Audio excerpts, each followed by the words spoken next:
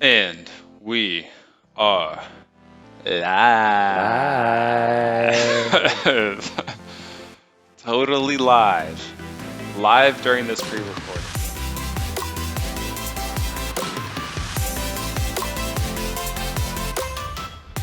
Oh Absolutely love yeah. it. Super stoked. Genesis 36. We're reading it in the NASB. Chapter 36 starts with verse 1. Justin, do you want to tackle verse 1 of chapter 36? Yes, I do. 36, verse 1. Now these are the records of the generations of Esau, that is, Edom.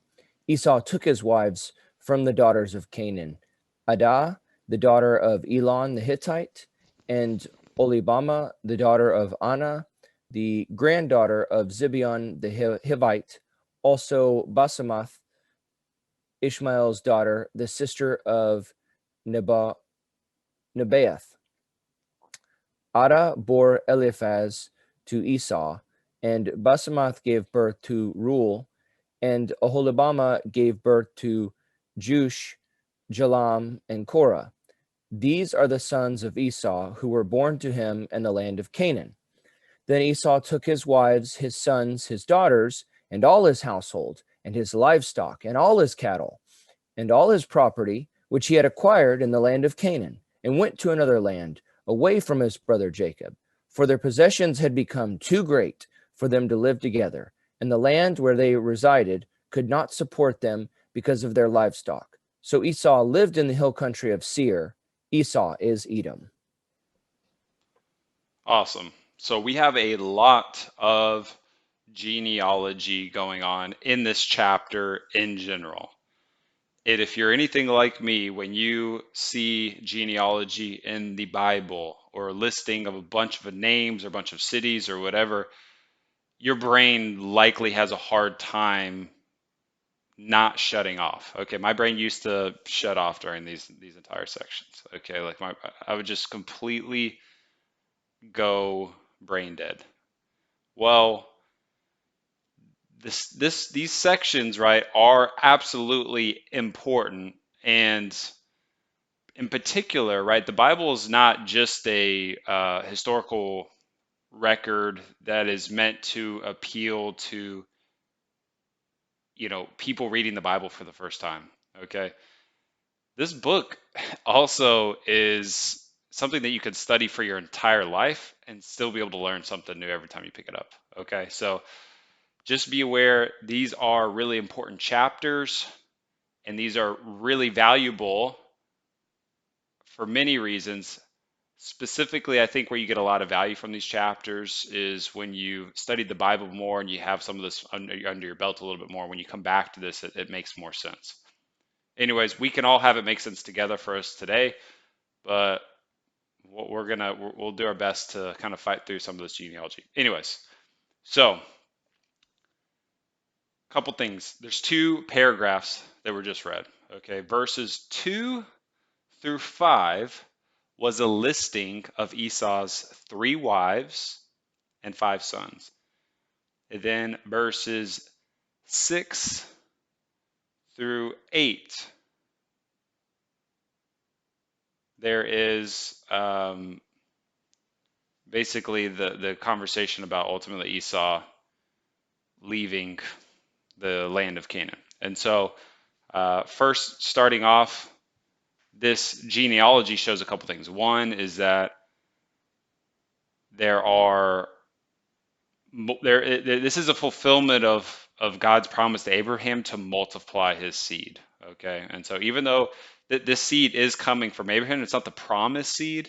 It's not the seed that is like the lineage going down to Jesus. Nonetheless, this is a multiplying of Abraham's seed as God ultimately promised. So that's one thing that this ultimately shows. The second thing this also shows is a list of descendants that we'll ultimately see later on in the history of Israel. And there's some connections ultimately to be made here. So while every single one of these names might not mean a whole lot up until this point, later on in the history of Israel, some of these names are going to ultimately be coming back. So that's kind of with the first paragraph. With the second paragraph, there's something interesting going on here. Esau, we see kind of a reminiscent of Abraham and Lot, in which these two people groups are growing and seeing so much success, Abraham and Lot, that ultimately they determine it's best that they separate in order to live with more prosperity, essentially. Verse 7 says, "For their possessions had become too great for them to live together, and the land where they resided could not support them because of their livestock." So there have some challenges for the land ultimately supporting how wealthy and rich that both Jacob and Esau's families were experiencing. Now, what's interesting here is that Esau ultimately leaves the land of Canaan and goes to live in the hill country of Seir. Well, why is that interesting? One is that Esau and all his descendants were born in the land of Canaan, which is ultimately the promised land. Okay, that's the promised land that God ultimately promises to the descendants of Abraham. That's the land in which God promises to them. All of Esau's sons were ultimately born in this land, and he decides to ultimately leave. Whereas Jacob, his sons, almost all of them were born in the land in the north where Laban ultimately lived with him and his family. Jacob's sons were born there, and Jacob ultimately comes back to the promised land. I think for multiple reasons. One, that's where his family is, but very much likely Jacob was taking heed to God's desire for him to come back there and to ultimately fulfill the promise that God made to him as well. And so that's a few comments about these two paragraphs. Justin?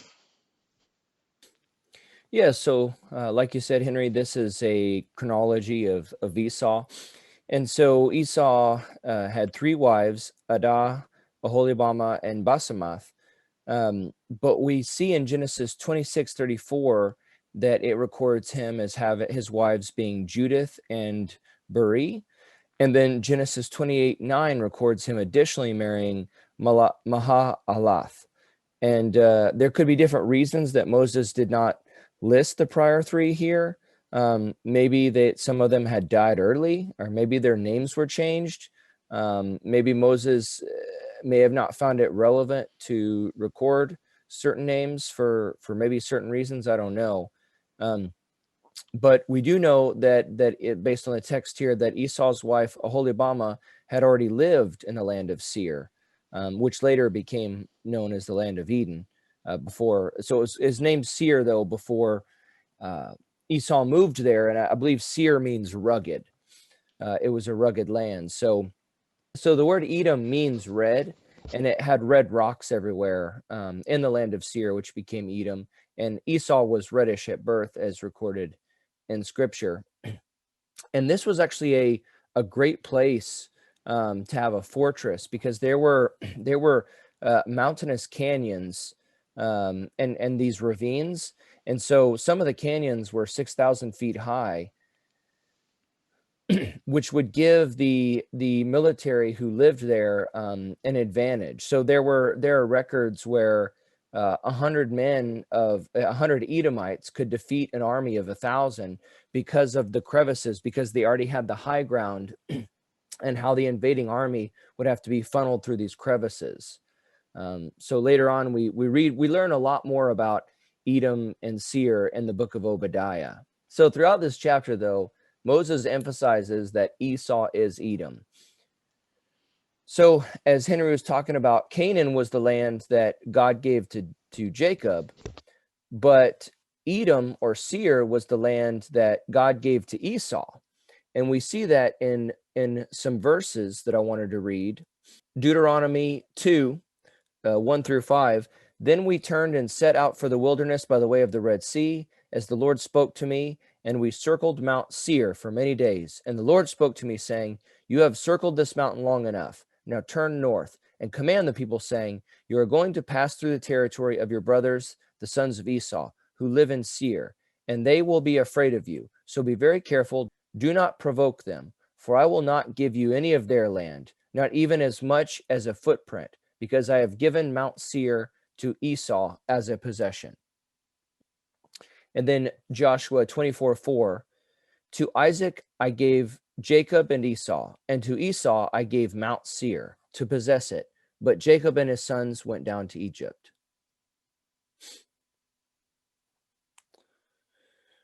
So this was relevant to an Israelite audience because this gave the origins of one of their national enemies, unfortunately. But as we saw in this chapter, that Esau and Jacob separated peacefully, even though later the two nations that came from them would have a lot of conflict. And this actually goes back to a prophecy that God gave to Rebekah when she was pregnant, which is in Genesis 25, verse 23. And the Lord said to her, Two nations are in your womb, and two peoples will be separated from your body, and one people will be stronger than the other, and the older will serve the younger. So real quick, well, from what I read, these are the same three women that he married previously. Two in chapter 26, one in chapter 28. They're just, yeah, so that might be, and their names are just being portrayed differently here. Yeah, and their names are from what I read, women often received new names when they were married, and so with regards to those names, that would explain the connection there. Mm-hmm. I think one more thing to point out here is just the who Esau took his wives from.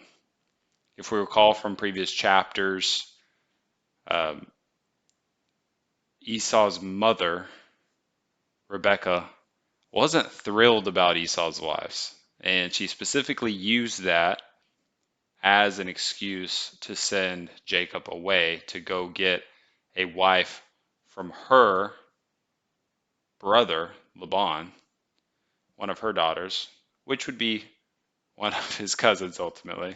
This was back in the day. Don't recommend this now. But Esau, on the other hand, he married women of the lands, and Rebecca just wasn't super stoked on this. And I just, you know, ultimately, if you see kind of where a nation ultimately goes, I think Esau's choice and wives probably didn't help that. You know, Justin, maybe you can comment on this, but Esau's descendants weren't exactly a prime example of modeling your lives after. And I would just say that, I mean, especially with who you marry, can have a huge influence, not just on yourself, but many hundreds, thousands, tens of thousands of people later on. Your choices can have a big impact on ultimately the future of an entire people group. And I would just say be very, very cautious. That's kind of with like a major decision, even with little decisions, right? Those can have huge influences on other people as well. Justin, do you have any commentary on the descendants of Esau? Yes, I do. Like I had referenced earlier, the book of Obadiah talks a lot about this. But in the book of Obadiah, God actually is judging the land of Edom, the descendants of Esau. And so he talks about the things they did wrong, why he is going to bring destruction on them. And then he talks about how those people will actually cease to exist because of all the terrible things that they did to Israel. And we see this prophecy actually come true. The last Edomite through history was actually traced to around 70 AD, or the last Edomites. Actually, they were killed in the Jewish rebellion. There was a rebellion in the land of Israel in 70 AD, and they were killed by Roman soldiers. So they had became an enemy of Israel. They attacked Israel, and God ended up judging them for it. And it's hard to, I'm not trying to blame like Esau's wives for all of this, but taking wives of the land would likely introduce idolatry, into your household potentially, and other practices that maybe weren't God honoring. And so the reality is, I think oftentimes we look at sin as this, trivial thing that's like, oh, I sin, I'll just ask for forgiveness, whatever, when in reality, it's like your decisions, whether they be sins or maybe not a sin, but unwise, can have impacts on many, many, many future generations. And my guess is that Rebecca, her dislike of Esau's wives wasn't because they were kind, loving, God honoring women. My guess is that for some other reason, she probably wasn't super stoked. And so, with that said, we can move on to verse 9, unless you had something else to say, Justin. Nope, we're good. Okay, verse 9. These then are the records of the generations of Esau, the father of the Edomites, in the hill country of Seir. These are the names of Esau's sons: Eliphaz, the son of Esau's wife Adah, and Reuel, the son of Esau's wife Basemath. The sons of Eliphaz were Taman, Omar, Zepho, Gatam, and Kenaz. Timnah was a concubine of Esau's son Eliphaz, and she bore Amalek to Eliphaz.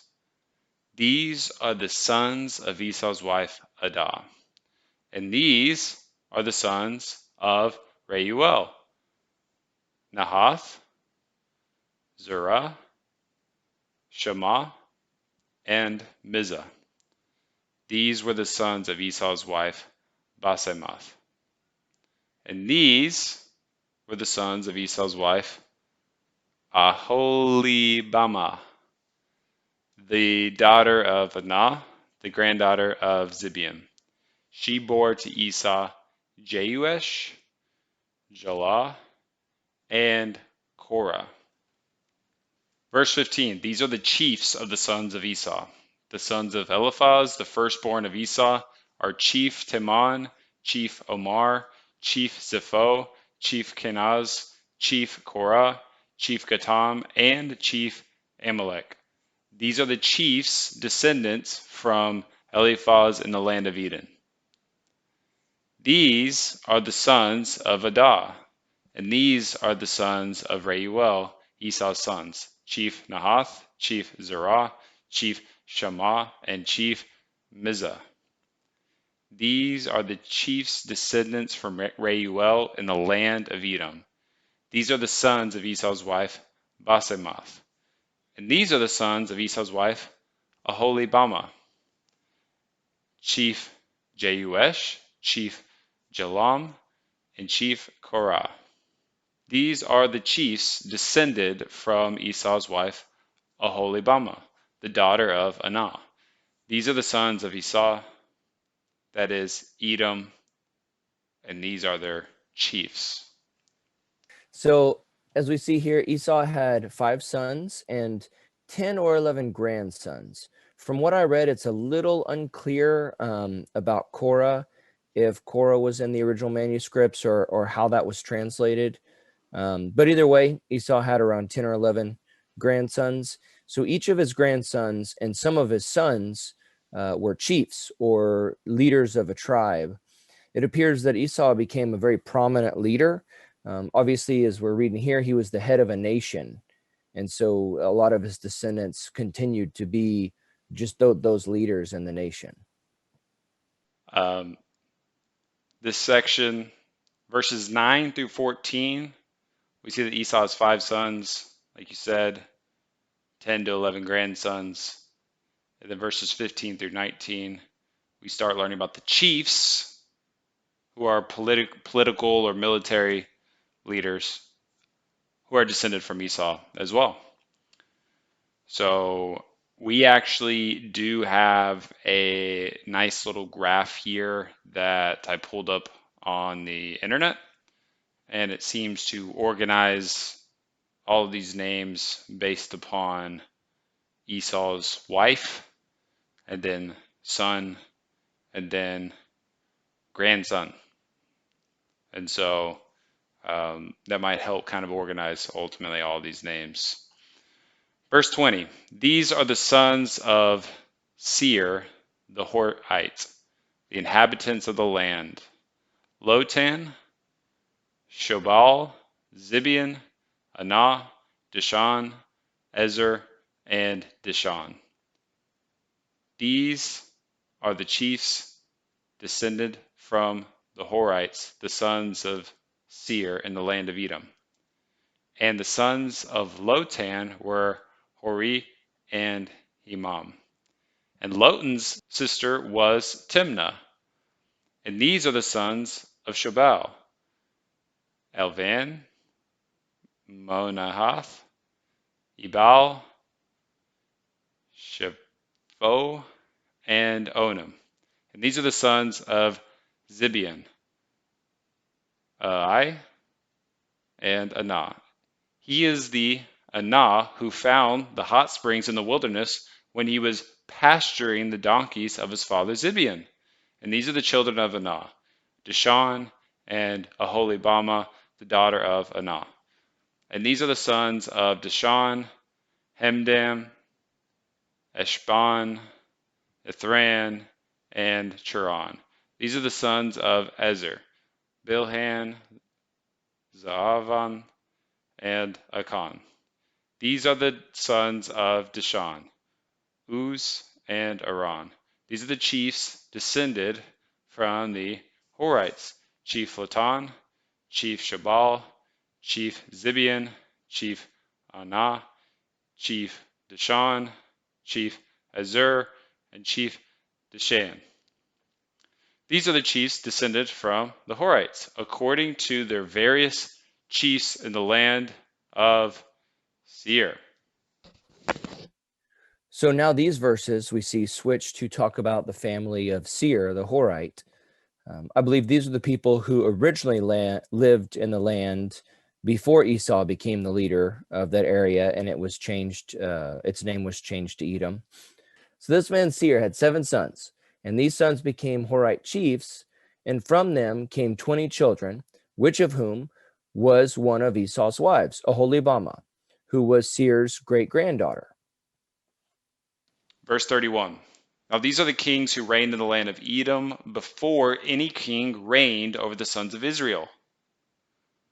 Bela, the son of Beor, reigned in Edom, and the name of his city was Din-Habah. Then Bela died, and Jobab, the son of Zerah of Basra, became king in his place. Then Jobab died, and Husham of the land of the Temanites became king in his place. Then Husham died, and Hadad, the son of I love Bedad, who defeated Midian in the field of Moab, became king in his place. And the name of his city was Avith. Then Hadad died, and Samlah of Masrekah became king in his place. Then Samlah died, and Shaul of Rehoboth of the Euphrates River became king in his place. Then Shaul died, and Baal Hanan, the son of Akbar, became king in his place. Then Baal Hanan, the son of Akbar, died, and Hadar became king in his place. And the name of this city was Pau, and his wife's name was Mehetabel, the daughter of Matred, daughter of Mizahab. First things first, I feel like I'm at a graduation ceremony with the microphone. and here the guy slaughtering names. He's just slaughtering them. Okay, I'm that guy right now. I mean, those guys at the college, I'll say this, at the college graduations at these big universities, they do have like someone who's an absolute professional at reading these things. And because no one wants to get their name wrong on their graduation ceremony. But Justin, Yeah, so in this section, we see that there were already established kings in the land of Edom. And along with this, we actually see a prophetic statement in the sense that it talks about this, they were kings in Edom before the times of the kings in Israel. So when Moses wrote this, there were no kings in Israel. They hadn't even taken over the promised land. They hadn't conquered Canaan yet. And so we see that God spoke through Moses here in a prophetic way in that sense, talking about looking toward the future kingdoms of Israel. That's it. That's all I have for that part. love it. Love it. Thank you, Justin. Yeah. Thank you for that. Yeah. Finally, we're kind of wrapping up our last little paragraph up here. And I just think that um, this has been fun. I've enjoyed this chapter just as much as I've enjoyed any other chapter that we've really read at this point. So, verse 40, we're bringing it home now. Now, these are the names of the chiefs descended from Esau, according to their families and their localities by their names: Chief Timnah, Chief Alva, Chief Jetheth, Chief Oholibama, Chief Allah, Chief Penon, Chief Kenaz, Chief Teman, Chief Mibzar, Chief Magdiel, and Chief Aram. These are the chiefs of Edom, that is Esau, the father of the Edomites, according to their settlements in the land of their possession. We did it. We got through it. So verses 40 through 43, these verses show that Esau became a powerful ruler. And this shows that the rulers that descended from Esau were also powerful rulers and leaders in that area. And so Esau was the father of the Edomites who took over the land of Seir. And we see that Isaac's prophecy of Esau turned out being fulfilled. And we can read this prophecy in Genesis 27, 39 through 40. Or I'm sorry, I'm just starting with 38, though. Esau said to his father, "Do you have only one blessing, my father? Bless me as well, my father." So Esau raised his voice and wept. Then his father Isaac answered him and said to him, "Behold, away from the fertility of the earth shall be your dwelling, and away from the dew of heaven from above. And by your sword you shall live, and you shall serve your brother. But it shall come about when you become restless that you will break his yoke from your neck." So we see how this section is kind of setting up of Esau to become this powerful nation that will break away from Israel and like ultimately, like we talked about, become enemies with them, but will no longer, at some later point in history, they no longer became subservient. They became a worthy adversary. Absolutely. You know, to wrap up kind of my thoughts, with all this genealogy, there is a lot to be learned here. There's a lot of in-depth study, people that do a lot of study on this type of deal. And that's very important. We want that. This shows that the Bible is a historical document. This isn't just a bunch of fun stories put together, right? I feel a little bit nervous using the word story because you wouldn't call something that I did last week a story. You wouldn't call something I did when I was a little kid a story. You would call it, something that happened. And in the Bible, the stuff we're reading here is stuff that actually happened. And so ultimately, these names and these people that existed, there's been people that are naysayers, people that are looking to discredit the Bible. And whenever they've said like, oh, that person never existed, or if that person ever existed, many times been found to be eating their words, through archaeological digs in which they find ultimately this person referenced from history here or there or whatever it is. And so this is this is a tough chapter to read on your own. I'm excited that we all get to read together because it's more fun reading these chapters together than it is on your own without any type of commentary that you can read alongside it to learn a little bit more why these names are ultimately important. If you're just reading this first time through, this all just flew over my head. Yeah, man. Like, didn't even see it. It went so fast. And so, um, thank you for bearing through this with us and through the name pronunciations. We are not name pronunciation experts. That is true. So, the application I see as we're closing out the story of Esau is that Esau was exposed to biblical truth, right? I mean, he was the son of Isaac. He was the grandson of Abraham. This guy was exposed to biblical truth, but he did not act on it. And so he did not experience those blessings. So this is a reminder to us that while salvation comes through faith alone, that knowledge should have an impact on our lives. We need to make God the focus of our lives and develop Christian habits. I've talked to my mother before about just life and how quick it goes, and she's older now, and she tells me, I mean, the time went by so quickly. It seemed like yesterday she was young, and now just the years have slipped by. And I've heard other people talk about that, how the older you get, the time goes faster. And there's people I've heard talk about, man, I meant to do something. It's like all of a sudden a year went by, and then another year. And so if you are living, if you're a Christian and you're living a mediocre Christian life, I promise you with certainty that you will regret it. The years will come and go, and at some point you will realize how much precious time you wasted by not making God the center of your life. My perspective on the time we have here and what we're meant to do with it is that I believe that when we get to heaven, all that will have mattered is what we did for Christ. I agree. I think there's times whenever I was younger where I didn't want to miss out, right, on doing the bad stuff or the stuff that the Bible tells you not to do. I was concerned about missing out on that, and I was like, I'm just gonna get better whenever I'm older, right? I'm just gonna wait till I'm older.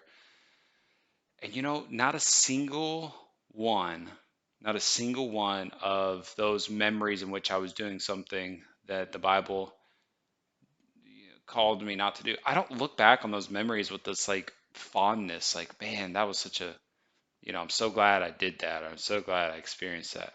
Not a single one. You know what I mean?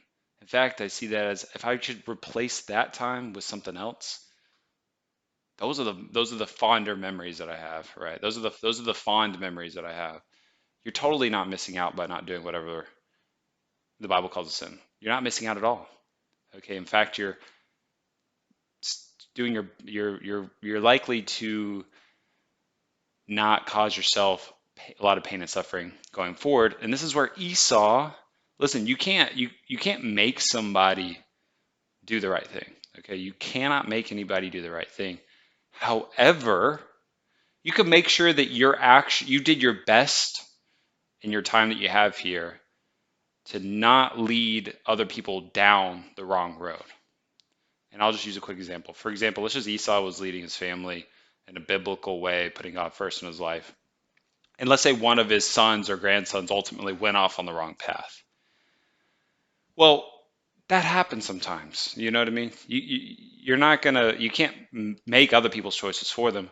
However, Esau's gonna be able to look back on his life and be like, you know what? I did the best I could, and you know, Esau went off and did this, and I didn't do anything to contribute to that, or I did my best not to contribute to anything that led him ultimately down that path. That was a decision he made on his own that he may have picked up from somebody else. You know, I'm not saying we're going to be perfect. I'm just saying that's what gives me more comfort is just knowing that hey, I'm doing as little damage as I'm doing as much damage control as possible when I'm living according to the Bible. And not only that, I think I'm planting seeds for generations to come that'll ultimately be awesome. You know what I mean?